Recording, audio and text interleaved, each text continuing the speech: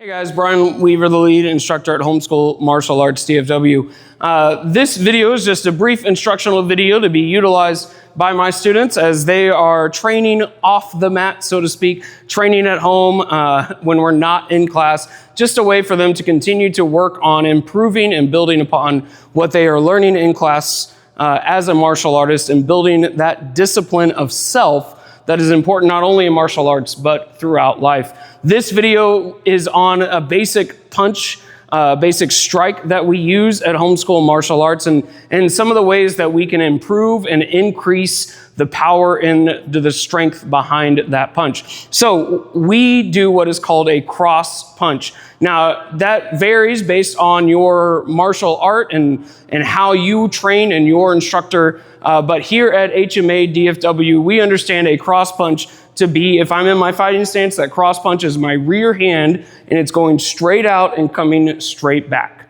All right, so one of the things that we try to train with that is the importance of, first and foremost, keeping my hands up. So if I'm in a good fighting stance, right, both of my hands are up. They're not blocking my face. They're not out to the wide side where my opponent has free reign of my center line, right? They're kind of, my elbows are in tight, okay? And my hands are right here. They're about halfway up my face. I do this so I can easily throw a block. I can cover myself, right? Or I can strike. All right, well, in this sense of a cross punch, that's going to be my backhand, which again, I'm in a left foot fighting stance. Let me back up so you can see my feet. I'm in a left foot fighting stance, so my right hand is going to be that cross punch. So when I throw that cross punch, okay, I go straight out, straight back, straight out, straight back. Okay, first, notice what happens with my front hand. Nothing. Okay, it stays exactly where it is. So I want to do this so that if they're counter punching or they're throwing a weapon in my direction, right, I can block myself, I can still protect myself while I throw that punch. Okay, so that's number one.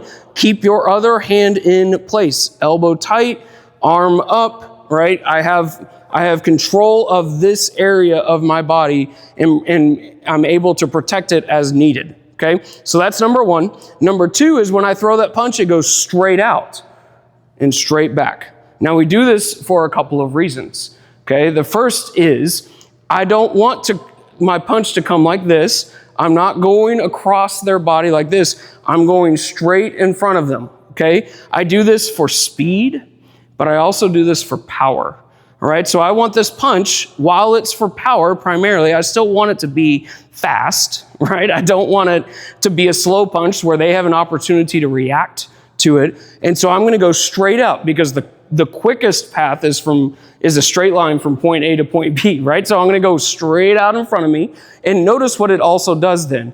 It aligns my arm with the rest of my body, right? So instead of my arm coming across my body and actually negating some of the force and the power coming from my hips and from my shoulders, from my chest into that punch, right? If I go across my body, I'm negating some of that strength and power.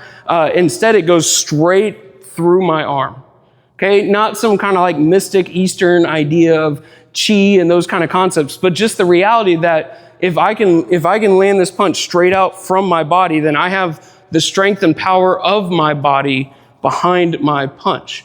Also, as we talk about always, my knuckles in this on a cross punch are horizontal and I'm aiming for that bigger knuckle. All right, I'm aiming for that to hit first. Ultimately, when you make contact with your target, all of your knuckles are gonna hit, but I want that biggest knuckle right there to hit first because it's the strongest, right? It has the most bone mass behind it. So I want that to hit first than any other part of my arm. The other thing that does when I'm trying to align that big knuckle with hitting my opponent, it keeps my arm out in front of me and straight. So again, I get that entire alignment of my bone structure and my muscular structure behind that punch. And then lastly, I'll back up so you can see my feet. When I throw this, okay, again, I'm in a left foot fighting stance. I'm gonna go straight out. I pivot that back foot. Okay, notice that my heel does not stay on the floor when I pivot for this punch. I go straight out, straight back.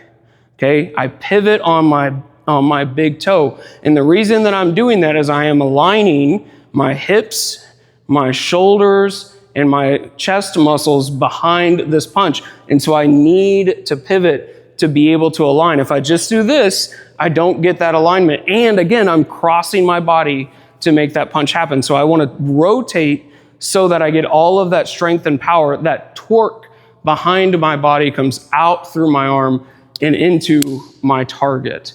All right, so I'm going to pivot that back foot. The other thing that it does for me when I make that punch, okay, if I'm here and I don't pivot, all right, I usually can't hit my target.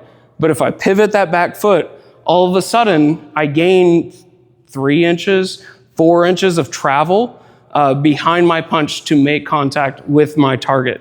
So that pivot becomes really, really important. If they're coming at me, I don't want them to get too close because then I lose power, right? But if they're too far away and I can't reach them, I don't need to throw that punch, okay? Because I don't want to put my arm out there and risk them grabbing it or moving it out of the way or any number of things, right? But if I can close that distance with that pivot and put all of the power and strength of my body behind that punch, well, then it's worth the opportunity. It's worth the risk to take that punch. So again, 3 things when you're throwing a simple cross punch. First, keep that front hand up to protect your body. Secondly, I want to make sure my punch is aligned with my body, my bone structure, as well as my muscular structure. I want it to all be aligned so that it comes out through my fist. And lastly, I want to make sure that I pivot that back foot. Right? It helps close the distance as well as shift the strength and power out my arm. And then one additional thing with your cross punch to always keep in mind, and this is true with any strike that you throw, as well as it's true with any kick that you might throw, do not leave your arm out there. I don't care how good the strike is and how much it may hurt your opponent, okay?